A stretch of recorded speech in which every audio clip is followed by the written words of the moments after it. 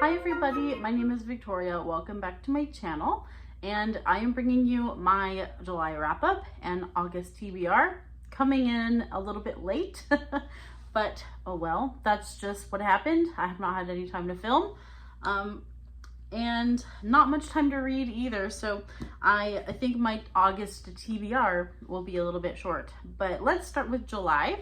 I read a lot of really good things in July that I really enjoyed. The first thing that I finished was In the Hand of the Goddess by Tamara Pierce.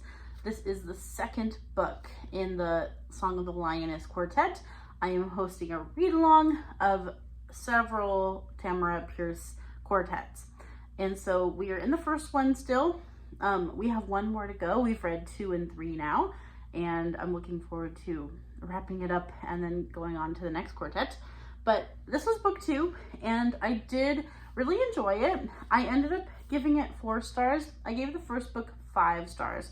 And so I had some criticisms on the second one, obviously, because it was rated lower. But I did still enjoy Lioness' story overall. I still enjoy the world of Tortall. I liked how the kingdom and the universe really opened up in this second one. I loved the addition of the animal companion. You can see on my cover, on her shoulder is a little black cat. I really loved our black cat. The horse also plays a role. It's more prominent on this cover. But the black cat was just really charming and gave it that kind of like young adult, middle grade feel. And that animal companion is very important and really helps out Alana in a lot of ways. So I thought that was a fun, cute element. I liked delving into the politics more of this world, and I still feel like Alana herself is lovable and relatable for a young adult reader in this novel. And so I still enjoyed watching Alana grow. I think if there's anything that I've really enjoyed, it's that Alana has a very clear arc, and we do see her grow in every book, which I really appreciate. I'm sorry, I'm sucking on a mint. I hope that's not distracting. That being said, one of the things I really didn't like was the development of a love triangle in this novel, and just the way that it's handled and Alana's decisions. And Tamara Pierce has a certain agenda as far as like feminist agenda and also sexual liberation agenda, which I simply wish wasn't here. And I don't agree with it being in a young adult novel. And I also disagree with her approach and her philosophy in general. So that has really brought down this book for me, and also the series for me. And I'm sure there are readers out there who are going to not be bothered by it at all, and they will like it a lot. For me, I'm disappointed by some of the ways she's dealing with Alana's sexuality and her relationships, and the way she treats the men also, and the way the men treat her. Yeah, it's been kind of a disappointment. I just wish that I wish we had seen a better example in Alana for the young reader who would be picking this up. But I find that in that aspect, something always falls short. I'm being as vague as I can because I don't want to spoil anyone if you want to read these. But just know that has really brought these down for me. And I think it's a shame because everything else is great. Like the magic, the fighting, Alana herself. I just love so much about this.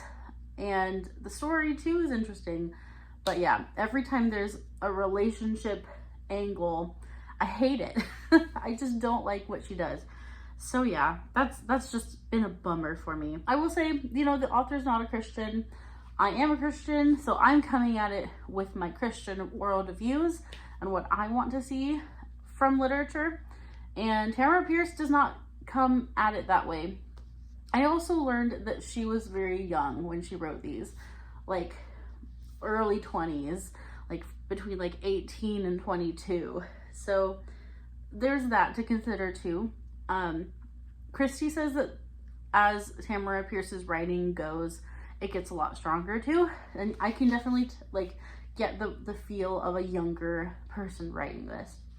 So yeah, just some criticisms, but still overall, there's so much that I like about Alana's world and her story. So yeah, I did finish that one in July. Since we're talking about it, I'm going out of order, but I also read the third book, which is The Woman Who Rides Like a Man. And we just had our live show on this recently, so you can check that out if you want to see our full spoilery in-depth thoughts.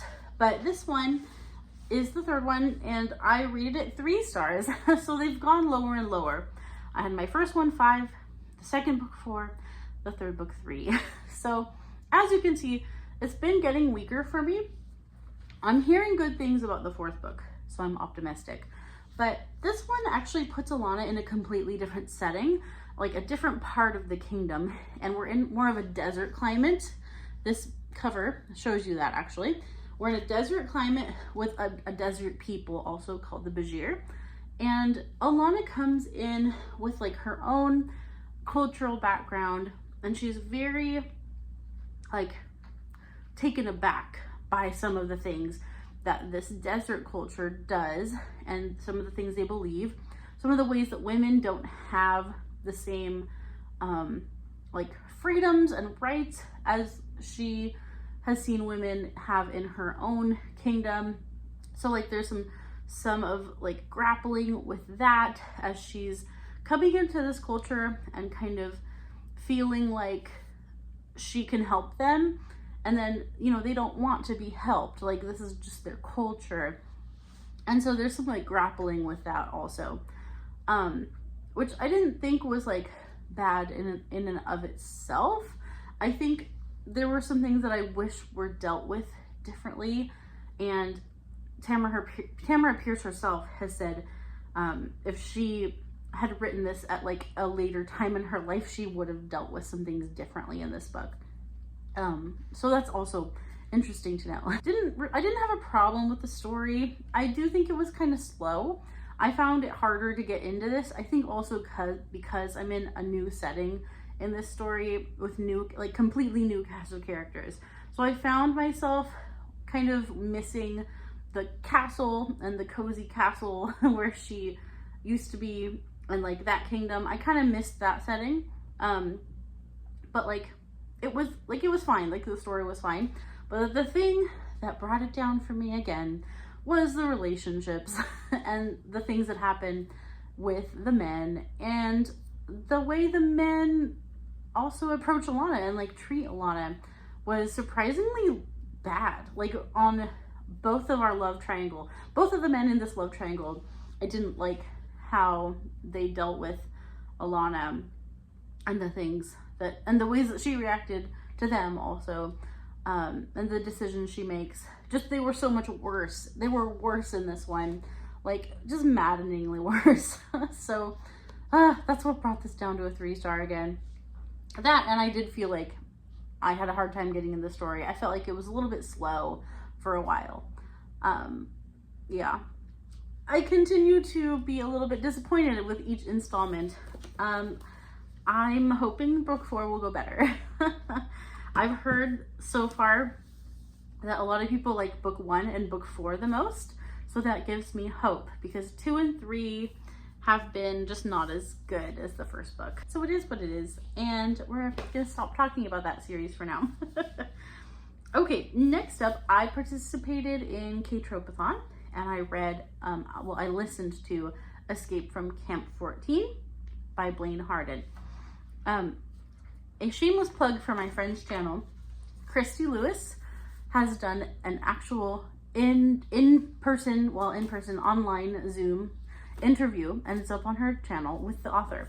So I thought that was so cool that she got to do that, and it's really interesting to get to hear Blaine Harden talk about this book more, and also like he just has so much knowledge about North Korea and the situation there and the people there who have escaped or been through different things in North Korea. So yeah, it's a really interesting watch.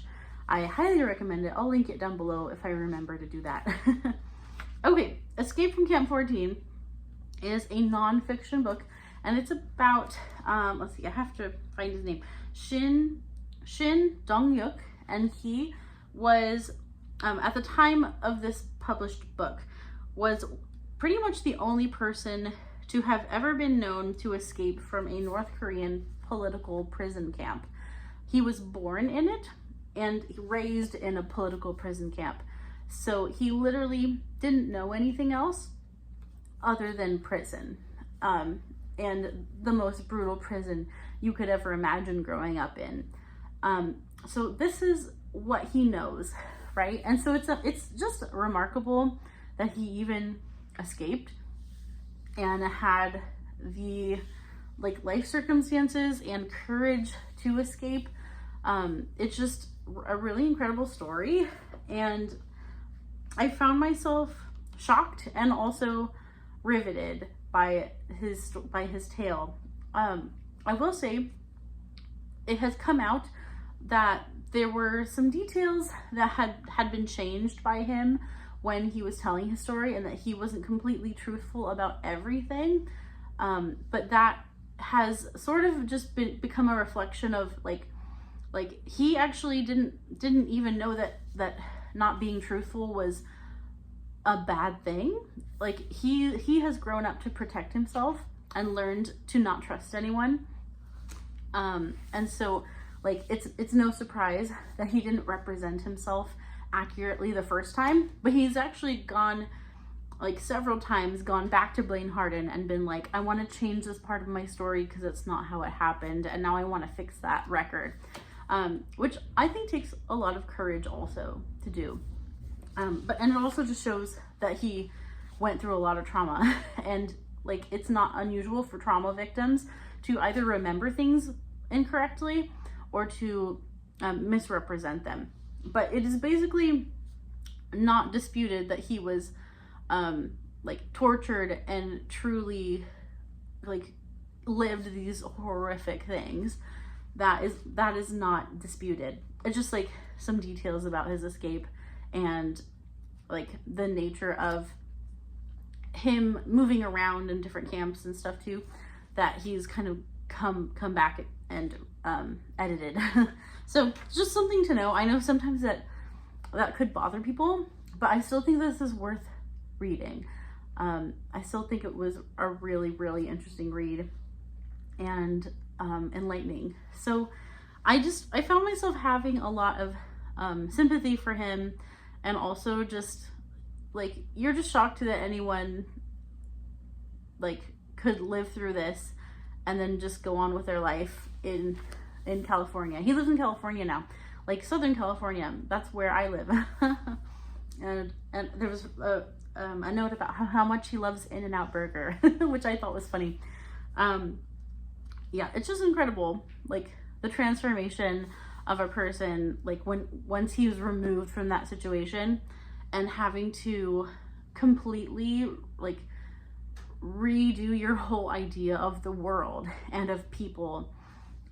Just truly heartbreaking what he went through, and basically growing up without a moral compass.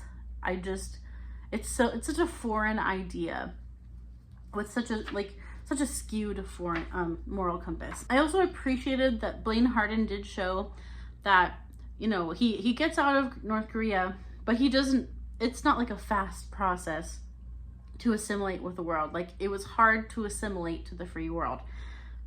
It was a slow, and it is still a lifelong process for him to assimilate in the free world. He also implies at the end of the book that Shin does still wrestle with how to be a human being and how to reconcile the hurt and betrayal that both he has had inflicted on him and that he has inflicted on other people when he was in the camp.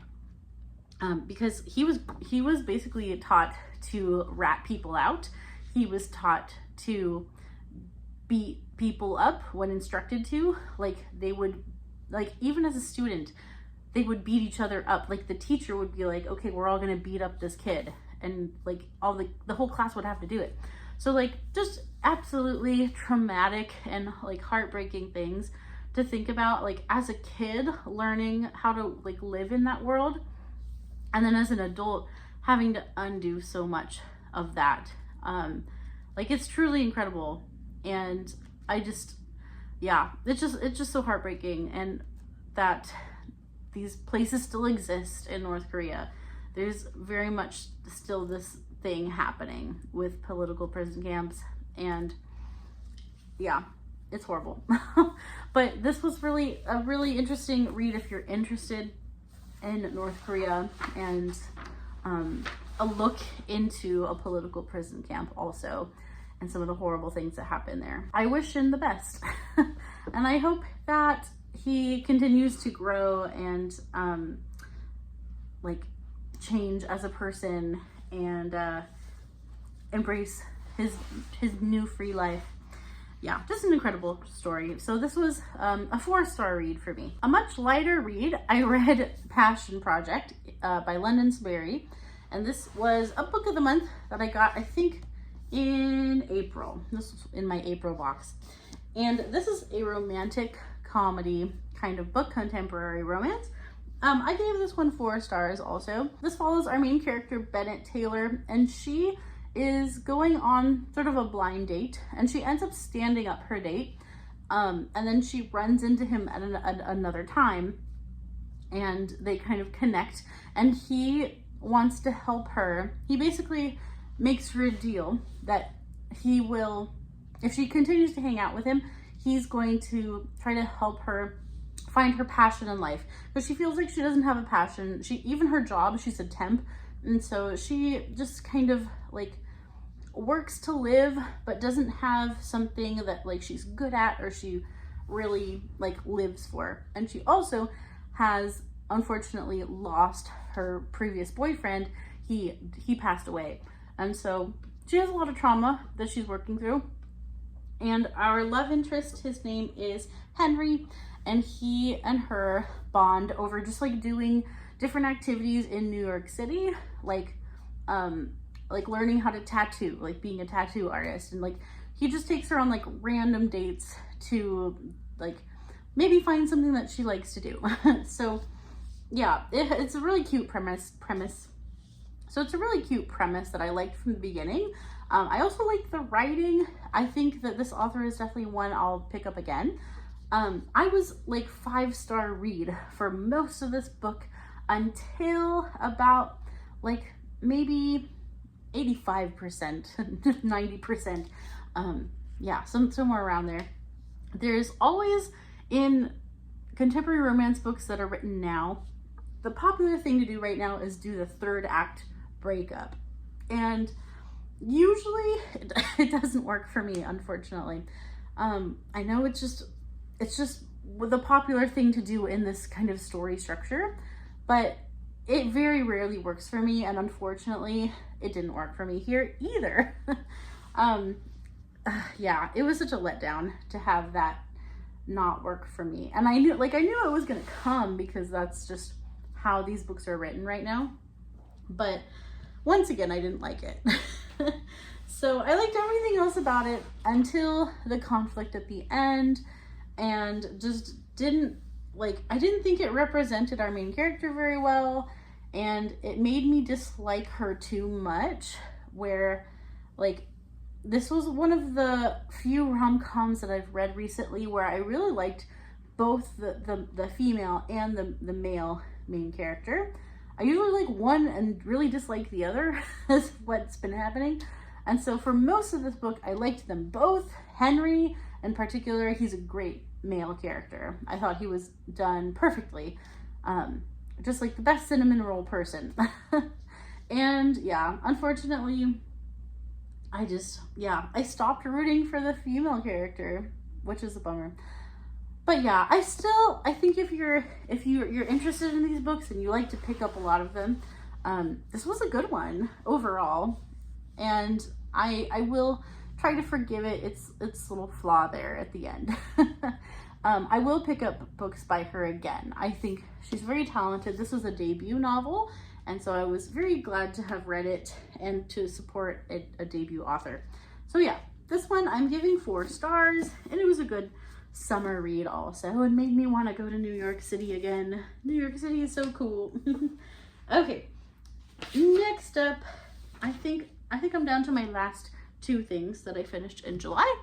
And so I finally finished Words of Radiance, my reread of it by Brandon Sanderson. I've been reading this since January. It took me 6 months to finish my reread, and it was great. I loved every second of it.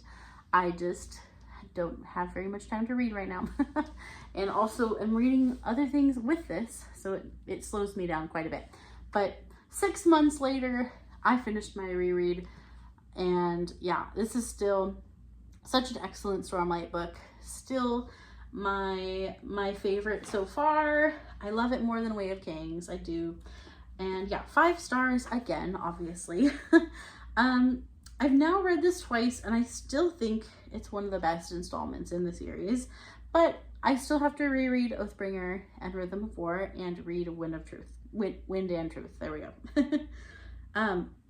I have a particular soft spot for it because we learn so much about Shallan, and Shallan is one of my favorite Stormlight Archive characters. She ranks pretty high up there for me. I tend to enjoy her point of view and her story, and all of her trauma. I just like Shallan a lot. I also like how we start this book with action. Like, Way of Kings was so much setup of a book, and then by the time we get to Words of Radiance, like, we're just going. Like, there's very little setup. You're just into it. You're just into the world, and things are happening. And I think that's one of the strengths of this book, that Way of Kings sets it up for that kind of pace. And so I still think it's very strong. This is also the first Stormlight book where we get answers that fit into the bigger picture. And so it's very rewarding towards the end also, because you're finally getting answers to questions that were started in Way of Kings, and that comes to fruition in this book. So yeah, Words of Radiance, such a good book from beginning to end. Yeah, really enjoyed my reread of that. And then I went into my reread of Edge Dancer, which I will just hold this up because it's in here. I reread Edge Dancer, which is a novella that comes after Words of Radiance, and Edge Dancer follows Lift, who I love. I love Lift. I know I've heard everybody has a different opinion on Lift. A lot of people really don't enjoy reading her perspective because she's a kid and she can be a little annoying. To me, I think she reads well as a kid, and I accept her kidness, and I just really like Lift. I also think Edge Dancer is a really good point of growth for her, and you do have to read Edge Dancer. Like you can't skip it. It has important things that happen in it too, for Cosmere things that we learn about. So yeah, I really loved Lift's journey, and Lift and Wendell together as a pair are just delightful to read. Lift grows a lot, and some of the things that she learns about herself and the ways in which she has to face certain things about herself and about the ways in which she conducts herself in the world. She really does grow quite a bit in Edge Dancer. So yeah, I enjoyed it. I gave it 4 stars, which is the same rating that I gave it before. Okay, I think those are all the things that I finished in the month of July. Let's talk about August. So I have some things that I started in July that I did not finish, and it's because they're physical reads, and I will probably take a really long time to finish them because I'm in the middle of 3 physical reads. So one of those is Emma on my Kindle. I'm reading Emma, and this was for Jane Austen July. I did not finish Emma, and not even close. So I'm still working my way through Emma, and hopefully we'll finish it by the end of August.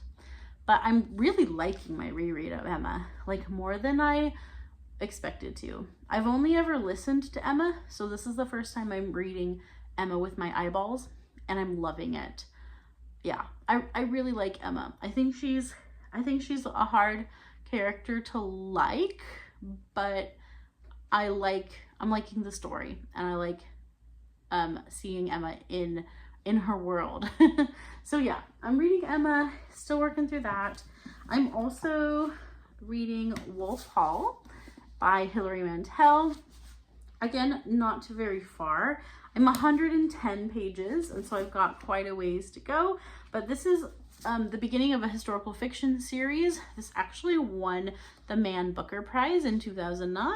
It's very famous kind of literary historical fiction. It's challenging, and so I think that's also why it's going to be a slow read for me. It's a challenging book. It follows particularly, I don't want to say the wrong Thomas Cromwell. I was worried I was going to say the wrong Cromwell. Thomas Cromwell is our main character, and so we are following him and getting a look into the Tudors and Henry VIII in particular. So yeah, it's a time of history, of European history, which I loved studying when I studied European history in high school, and so it's been fun to come back to it. A lot of things that I don't remember about this time period also. Yeah, it's definitely a little bit challenging in that way because you're trying to also piece together the actual historical events that are happening. But I'm really liking it still. Hilary Mantel is a great writer. So yeah, 110 pages in. I am enjoying it. It's just not an easy read. So I'm going to take my time and continue to enjoy it. I'm going to try not to rush through it, but still working on that. And then I am also working on the Buffalo Hunter Hunter. I took off the dust jacket, but Buffalo Hunter Hunter by Stephen Graham Jones. And this one is also challenging. So I started like 3 pretty challenging physical reads between Jane Austen and Hilary Mantel and Stephen Graham Jones. They're not easy. I have started to get to the point where it's getting creepy in this book. It is kind of a vampire story. And so I have finally met the vampire. I've met a vampire in this book. Yeah, I'm not very far in this one. I kind of was focusing on this one a little more. I was focusing on Wolf Hall more. So I need to get back into this one. I'm 82 pages through this one, so I'm still so very early in it. But I'm enjoying it. It's a very particular writing style. And again, I'm slow. It's taking me a long time. It's not a quick read. And I think that also has to go with just the way it's written. It's not a quick read. So I'm enjoying what I'm reading. I just have not a lot of physical reading time. And I don't want to do any of these on audiobook. And that's my whole problem. That's why I'm going to be so slow. But that's okay. There's no timeline. No one's holding me to a timeline. So I'm going to take my time and enjoy them. And I will report back whenever I finish them. It would be cool to finish them in August, but I don't know. The other thing that I have started, I've been listening to The Wind in the Willows. I wanted to read this physical copy that I just got, but I just decided to start it because I just don't want to add another physical read because I have too many. So I just started listening to it and I'm enjoying it. I just haven't had so much physical or listening time lately because I went back to work this week. So I used to listen a lot over the summer and finish audiobooks really quickly, and not so much anymore. So I am still working my way through The Wind in the Willows on audiobook. So yeah, that will be finished, I'm sure. I'm sure I'll finish that by the end of August. So yeah, I've got a couple classics in there. And then the only other goal I'm going to set, just because I don't really know. I don't really know where my reading is going to take me in August because it's already August 10th. So I don't really know how to plan a TBR at this point. But I'm just going to add one more thing, and that would be the next book in the Song of the Lioness, the last one in the quartet, the Lioness Rampant. And so I'm looking forward to finishing it. We will have a live show. I forget the date, if we've set a date. I don't know if we've set a date. Well, if there is a date, I'll link it in the description below. But we'll be finishing this one, and it's quite a bit longer. It's a bit longer than the other ones. And so I'm hoping for a good conclusion of everything. I think maybe it being longer is a good sign. Yeah, So I'm excited to finish this and wrap that up. And that is all I'm gonna set. I have some other ideas if for some reason August goes amazing for me, or I have some more audiobook reading time. I might add 1 or 2 more audiobooks. We'll see. I will see how it goes. I don't want to commit to anything specifically right now. Maybe I'll save my audiobook for some mood reading, mood listening. All right, but those are the things that I've been up to as far as books and what I finished and what I plan to finish soon. And I would love to hear how your summer reading is wrapping up. Have you had a good summer of reading? Are you back to school like me? I'm back to school, back to teaching. So I just went from having so much free time to having none again. And also just like super busy on the weekends too. So yeah, I don't know how much reading I'll get done in August, but it's okay. It is the ebb and flow of the year. I expect it. All right, thank you so much for watching this video today. I would love to hear from you in the comments, and just if you want to say hi or tell me what you're currently reading, I'd love to hear from you. And until next time, keep reading great books. Bye-bye.